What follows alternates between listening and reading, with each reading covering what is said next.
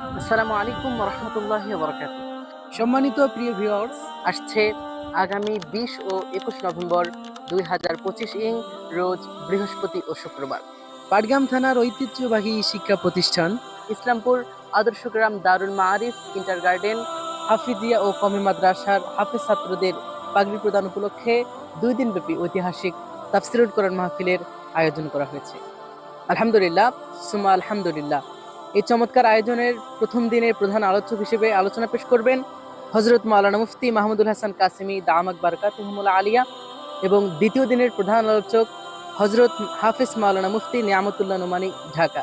এই 2 দিনের মাহফিলের প্রথম দিনে বিশেষ আকর্ষণ ইসলামী সঙ্গীত নিয়ে আমরা থাকছি।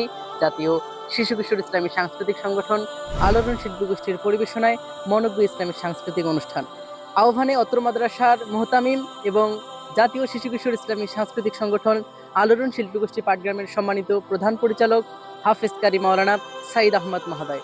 আসুন, আপনারা সকলেই গানে গানে সুরে সুরে কথা হবে, দেখা হবে ইনশাআল্লাহ। মা আসসালাম।